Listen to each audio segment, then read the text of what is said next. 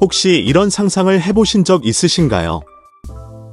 한 그릇의 라면 앞에서 눈물이 줄줄 흐르고 콧물이 멈추지 않고 이마에서는 땀이 비 오듯 쏟아지는데도 젓가락을 내려놓지 못하는 자기 자신의 모습 말입니다. 입안은 불이 난 것처럼 화끈거리고 혀는 감각을 잃어가고 심장은 쿵쿵 뛰는데도 이상하게 한 젓가락을 더 집어드는 그 기묘한 순간. 외국인들은 이 장면을 보고 고개를 절레절레 흔듭니다. 한국인들은 도대체 왜 저렇게까지 매운 걸 먹는 거죠? 고통인데 즐기는 것 같잖아요. 그런데 말입니다. 정작 우리 한국인들은 이 질문에 제대로 답해본 적이 없습니다. 왜 우리는 김치 없이는 밥을 못 먹을까요? 왜 떡볶이 양념은 저렇게까지 시뻘개야 직성이 풀릴까요? 왜 라면 봉지마다 매운맛, 더 매운맛, 극한의 매운맛 이런 단어들이 경쟁하듯 붙어 있는 걸까요? 오늘 이 이야기를 끝까지 들으시면 여러분은 우리 식탁 위에 그 붉은 색깔 속에 숨어있는 놀라운 역사와 수백 년간 이어진 문화적 비밀을 알게 되실 겁니다. 그리고 아마도 오늘 저녁에 김치를 집어드는 그 순간 평소와는 전혀 다른 감정이 드실지도 모릅니다. 먼저 한 가지 충격적인 사실부터 말씀드리겠습니다. 고추는 우리 땅에서 태어난 식물이 아닙니다. 고추는 한반도의 토착 작물이 아니라 지구 반대편에서 건너온 이방인이었습니다. 그 고향은 바로 중앙아메리카와 남아메리카, 지금의 멕시코와 페루 일대입니다. 수천 년 전 마야 문명과 잉카 문명, 그리고 아즈텍 사람들은 이미 고추를 재배하고 있었습니다.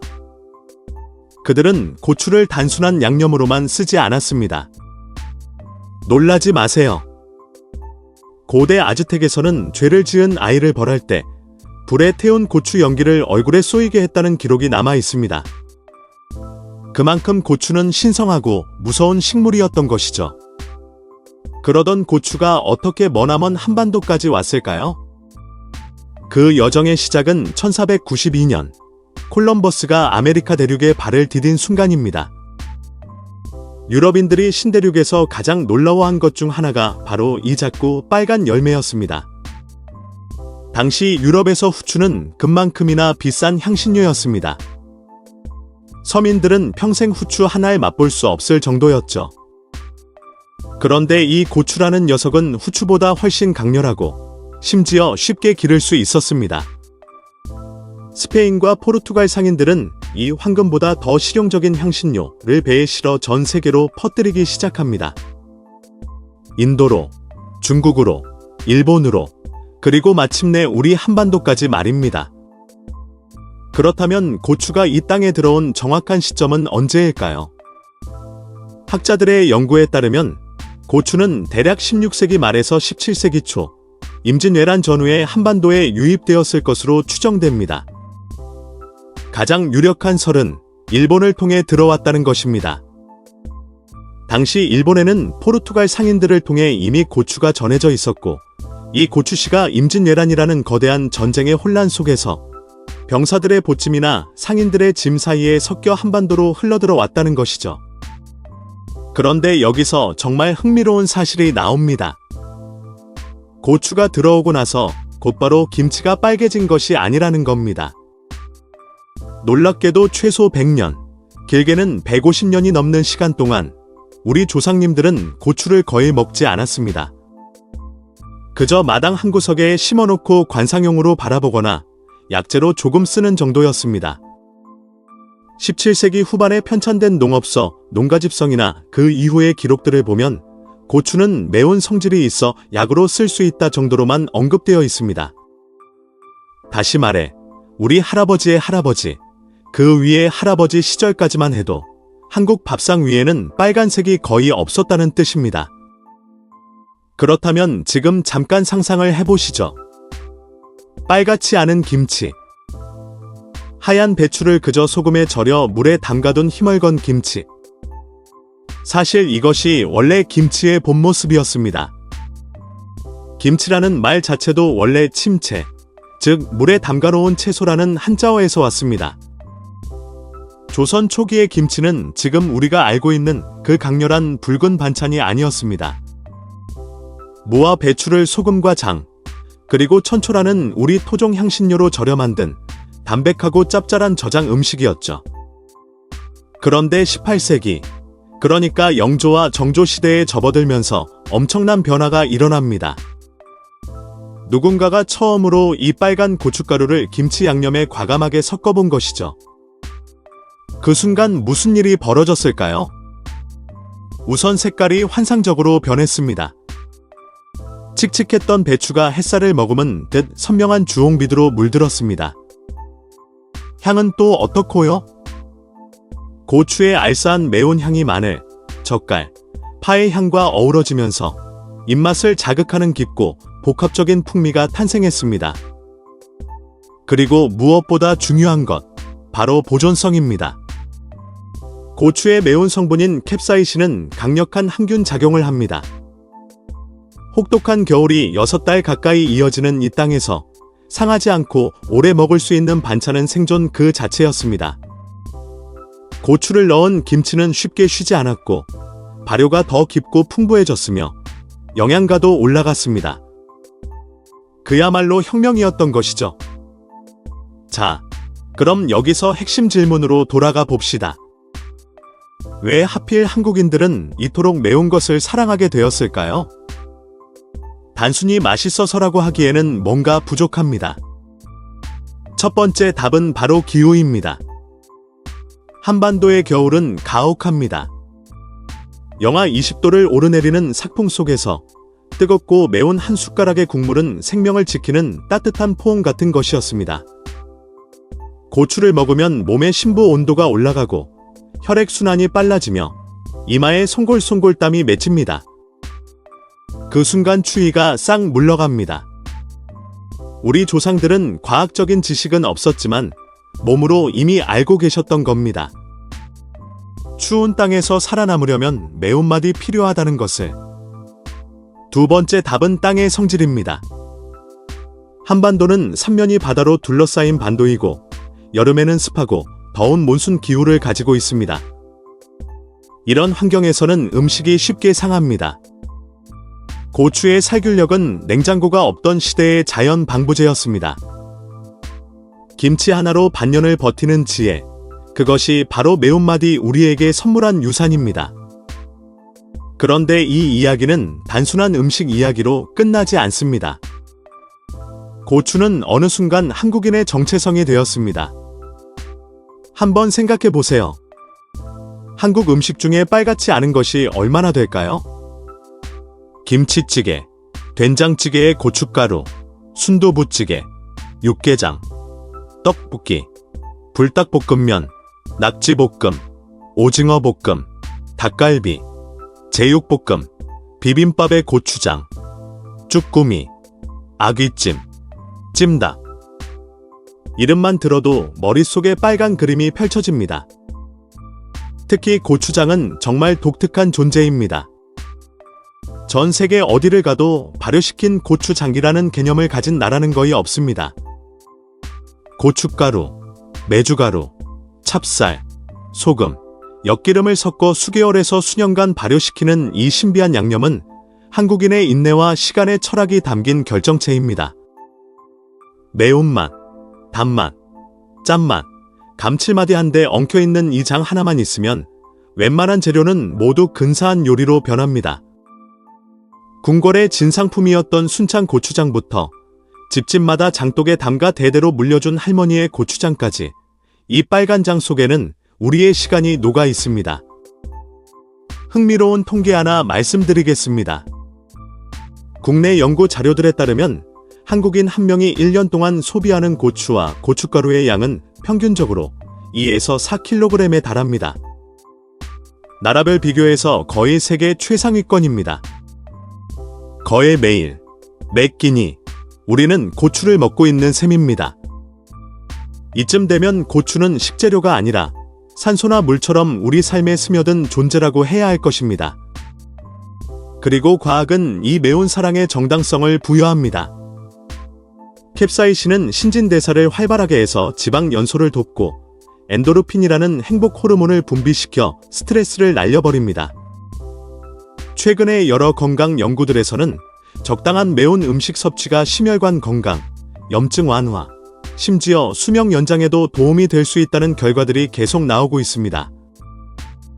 물론 과도한 섭취는 위 점막을 자극할 수 있으니 조심해야겠지만 우리의 전통 식단은 발효 음식과 매운맛이 절묘하게 균형을 이루고 있다는 점에서 이미 수백 년간 검증된 건강식이라고 할 수 있습니다. 그런데 매운맛의 의미는 여기서 그치지 않습니다.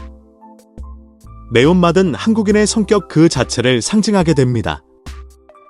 한국 사람은 매운맛으로 스트레스를 푼다는 말 한 번쯤 들어보셨을 겁니다. 직장에서 상사에게 깨지고 온 날, 사랑하는 사람과 다툰 날, 시험을 망친 날, 우리는 술집이나 식당에 모여 앉아 시뻘건 낙지볶음이나 불닭을 시킵니다. 이마에 땀이 맺히고 입술이 얼얼해지는 그 고통 속에서 이상하게도 응어리진 가슴이 풀립니다. 엔도르핀의 작용일 수도 있고 문화적 학습일 수도 있겠지만 분명한 것은 우리는 매운 음식으로 감정을 치유한다는 것입니다. 분노, 슬픔, 억울함, 외로움. 말로는 다 못하는 그 복잡한 감정들을 한 숟가락의 매운 국물이 대신 삼켜주는 것이죠. 이 얼마나 시적인 일입니까? 또한 매운 음식은 도전의 상징이기도 합니다. 청양고추의 탄생 이야기는 특히 흥미롭습니다. 1980년대 청양 지역에서 기존 고추와 태국 고추를 교배시켜 만들어낸 이 작고 맹렬한 고추는 한국 음식의 매운맛 기준을 완전히 바꿔놓았습니다. 청양고추가 등장한 이후로 우리의 입맛은 더욱 자극적이고 더욱 강렬한 것을 추구하게 되었죠. 전 세계적으로 유명해진 불닭볶음면의 성공은 바로 이 매운맛 진화의 정점이라고 할 수 있습니다. 해외에서도 한국의 매운맛은 이제 하나의 문화 현상이 되었습니다. 유튜브에는 외국인들이 불닭 챌린지를 하다가 우유를 들이키며 울부짖는 영상들이 수억 조회를 기록합니다. 미국 슈퍼마켓의 아시아 식품 코너에는 고추장 튜브가 당당히 자리 잡고 있고 뉴욕의 고급 레스토랑 셰프들은 한국식 매운 양념을 메뉴에 응용하는 것이 트렌드가 되었습니다. K-팝과 K-드라마가 전 세계를 휩쓰는 이 시대에 한국의 매운맛은 문화 수출의 또 다른 천병이 된 것입니다. 그리고 그 중심에는 수백 년 전 멀고 먼 아메리카에서 건너와 이 땅에 뿌리를 내린 작고 빨간 열매가 있습니다. 이야기가 여기까지 왔으니 여러분께 한 가지 부탁을 드려도 될까요? 이런 우리 문화 속 숨겨진 이야기, 세상 여러 나라의 재미있는 진실, 역사와 음식과 사람의 얽힌 흥미로운 이야기를 앞으로도 계속 만나보고 싶으시다면 지금 이 순간 구독 버튼을 꾹 눌러주시고 알림 설정도 함께 해주시면 정말 큰 힘이 됩니다. 여러분의 작은 손길 하나가 이런 이야기를 더 깊이, 더 정성껏 준비할 수 있는 원동력이 됩니다. 꼭 부탁드립니다. 자, 이제 이야기의 마지막 장으로 가봅시다. 고추의 이야기는 결국 한국인의 이야기입니다. 우리는 원래 매운 민족이 아니었습니다. 고추가 없던 시절의 조상들은 담백한 된장과 간장, 천초의 알싸함으로 음식을 즐겼습니다.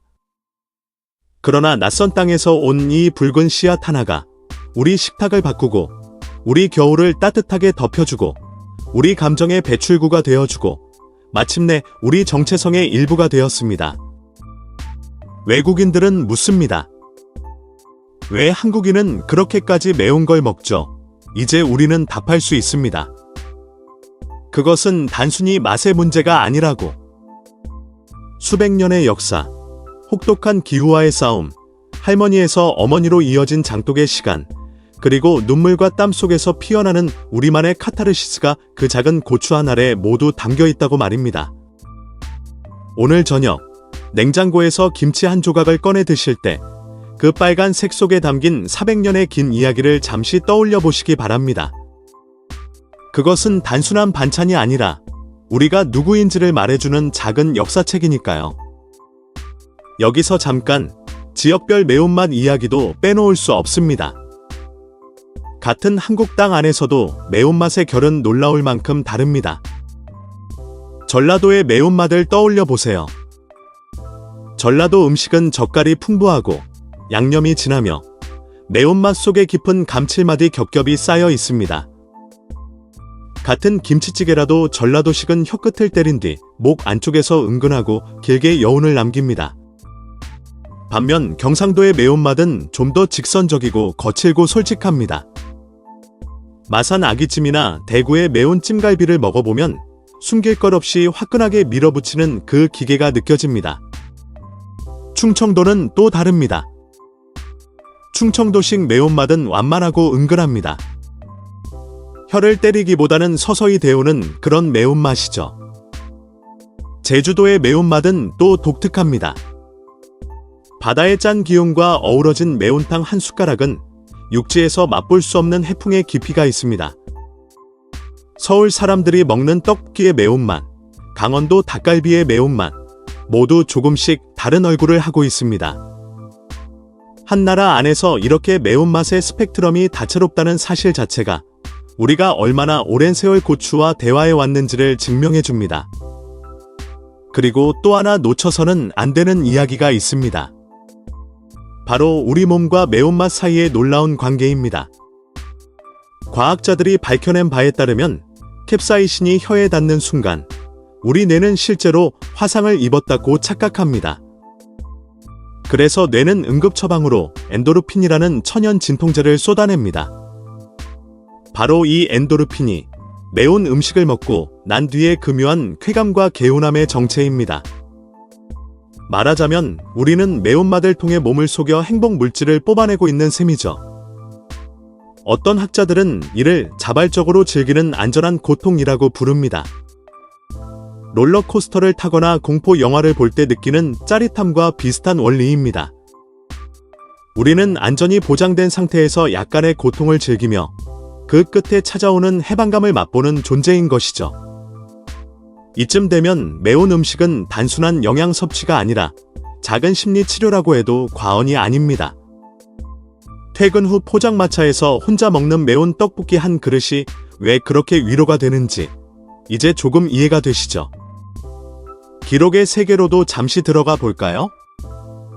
해마다 전국 각지에서는 고추 축제가 성대하게 열립니다. 영양, 청양, 괴산, 음성 같은 고추 명산지에서는 붉은 고추 수확철이 되면 마을 전체가 주홍빛 융단으로 변합니다. 그 풍경 자체가 한국의 가을을 상징하는 장면 중 하나죠. 몇 해 전 한 지역 축제에서는 거대한 김치찌개를 끓여 수천 명이 함께 나눠 먹는 행사가 진행되었습니다. 가마솥이라기보다 작은 수영장에 가까운 크기의 솥에 수백 킬로그램의 고춧가루와 배추김치가 쏟아져 들어가는 장면은 그 자체로 장관이었습니다. 또한 불닭볶음면 챌린지는 이미 전 세계적인 현상이 되었습니다. 한국의 유튜버들과 일반인들이 100봉지, 200봉지 도전 영상을 올리면 외국 시청자들은 경악하면서도 결국 자기 나라 슈퍼마켓에서 같은 라면을 찾아 구입합니다. 이런 현상은 단순한 유행이 아닙니다. 한국의 매운맛이 가진 중독성, 그리고 문화적 매력이 국경을 넘고 있다는 명백한 증거입니다. 사실 매운맛은 한국인의 삶의 방식과 너무나 닮아 있습니다. 우리는 역사적으로 힘든 시기를 여러 번 견뎌왔습니다. 끊임없는 외침, 분단, 전쟁, 급격한 산업화, 그리고 오늘날의 치열한 경쟁 사회까지. 그 모든 시간 속에서 우리는 고통을 삼키고 그 안에서 달고 깊은 맛을 발견하는 법을 배웠습니다. 매운 고추 한 알에는 바로 그런 민족적 기질이 담겨 있습니다. 쓴 것을 그냥 쓰게만 두지 않고 뜨거운 것을 견뎌내며 풍미로 바꾸는 그 집요함. 시련을 맛으로 승화시키는 그 슬기로움. 어쩌면 우리 조상들이 고추를 선택한 것이 아니라 고추가 우리 민족을 알아보고 따라온 것일지도 모릅니다. 생각할수록 묘한 인연입니다. 젊은 세대의 매운맛은 또 새로운 진화를 보여줍니다. 요즘 MZ세대 친구들 사이에서는 맵부심이라는 말이 유행입니다. 매운 것을 잘 먹는다는 자부심이죠. SNS에는 핵불달 완식 인증, 엽떡 매운맛 정복 후기, 염라대왕 떡볶이 도전기 같은 콘텐츠가 끝없이 올라옵니다. 기성세대가 김치와 찌개로 매운맛을 즐겼다면 지금의 젊은 세대는 마라탕, 허거, 부리또 같은 세계 각국의 매운 요리를 한국식으로 재해석해 즐깁니다. 마라탕이 왜 한국에서 그토록 폭발적으로 인기를 끌었을까요? 그건 우리가 매운맛에 대한 열린 마음을 이미 가지고 있었기 때문입니다. 새로운 매운맛, 낯선 향신료에도 우리의 혀는 열려 있습니다. 이 개방성이야말로 매운맛이 우리에게 준 또 하나의 선물입니다.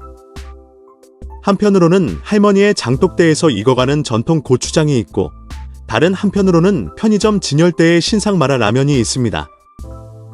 이 두 세계가 공존하는 한국의 매운 풍경은 그 자체로 하나의 거대한 문화예술 작품입니다. 끝으로 한 가지 꼭 기억해 주시면 좋겠습니다. 매운맛은 무작정 강한 자극이 아닙니다. 진짜 좋은 매운맛은 균형을 품고 있습니다.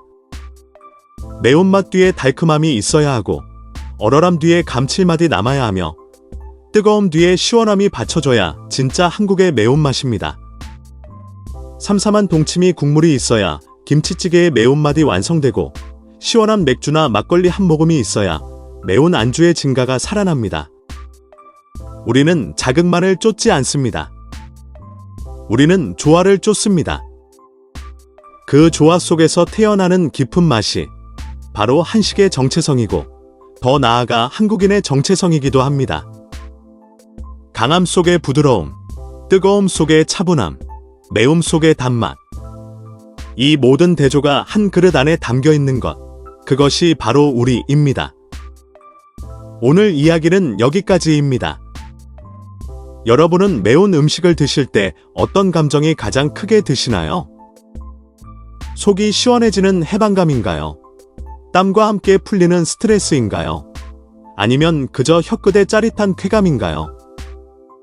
여러분의 소중한 경험과 생각을 댓글로 꼭 남겨주세요.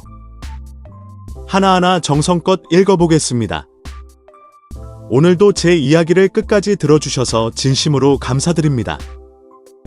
구독과 좋아요, 알림 설정은 큰 힘이 됩니다. 그럼 우리 다음 이야기에서 또 만나요. 안녕히 계세요.